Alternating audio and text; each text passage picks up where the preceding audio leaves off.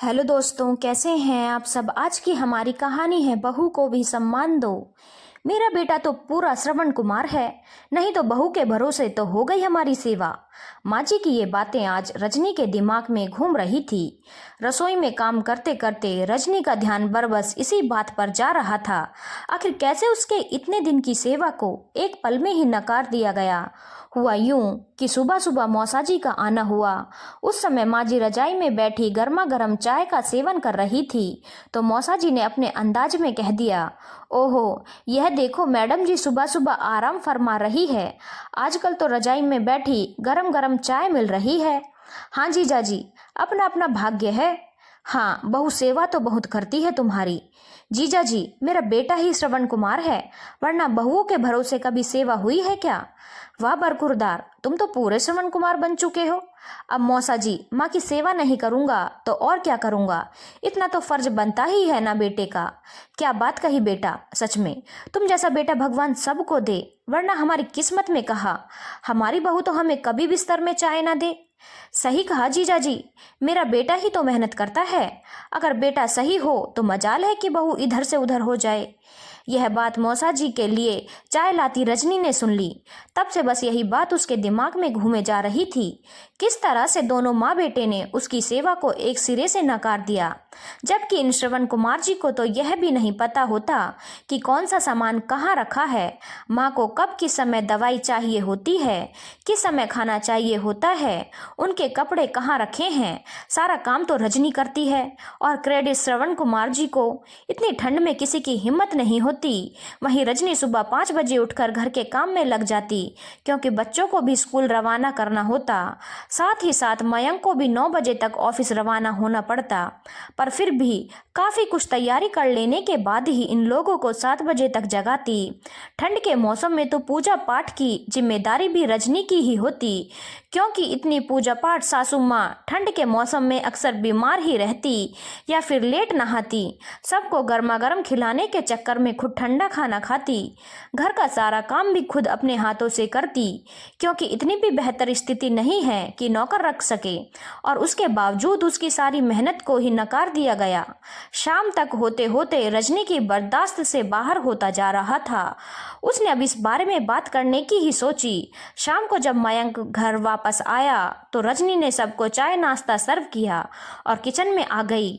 और दिन तो रजनी खुद उन लोगों के साथ बैठकर चाय पी रही होती थी, लेकिन आज वह किचन में थी। उसके पीछे पीछे मयंक भी किचन में आ गया।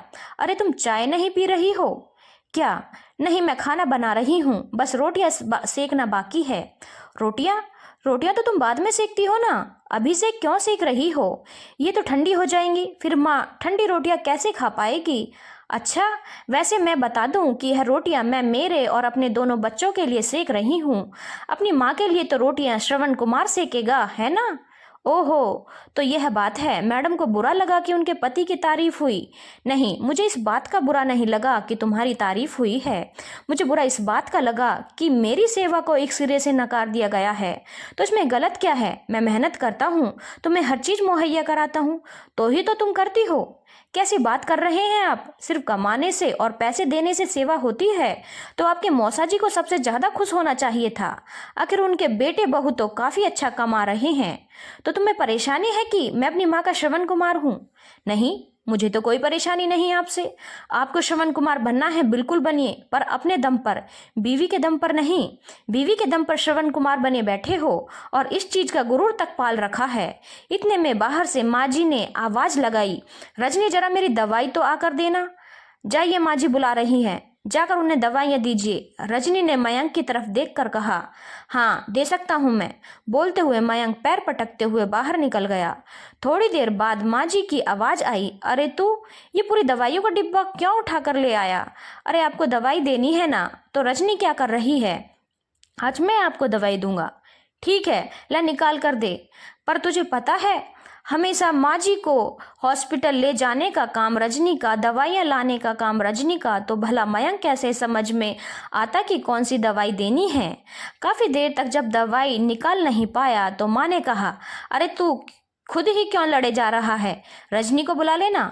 पर मयंक चुप रहा। जब दोबारा माँ ने कहा तो झल्लाते हुए मयंक ने कहा, रजनी, माँ को दवाई दो। पर माँ जी, मुझे तो लगा था आपका श्रवण कुमार आपकी सेवा कर लेगा। रजनी ने ताना मार कर कहा। माँ और मयंक दोनों एक दूसरे को देखने लगे। रजनी ने आकर माँ जी को उनकी दवाई दी और अपने काम में लग गई। मयंक रजनी के पास किचन में आया और कहा, रजनी, माफ कर दो, मुझे तो यह भी नहीं पता कि मेरी माँ को किस समय किस दवाई की जरूरत होती है और खुद को श्रवण कुमार कहलाना पसंद करता हूँ, पर फिर भी तुमने माँ से कोई शिकायत नहीं की। कोई और होती तो अब तक लड़ झगड़ कर जा चुकी होती। कोई बात नहीं, बस इतना चाहती हूँ कि मैं जो काम करती हूँ उसका भी सम्मान हो और कुछ नहीं। भले ही बेटे श्रवण कुमार बने, पर बहुओं को भी तो सम्मान दो। धन्यवाद दोस्तों। अगर आपको कहानी अच्छी लगी हो तो चैनल को लाइक, शेयर और सब्सक्राइब करना ना भूलें।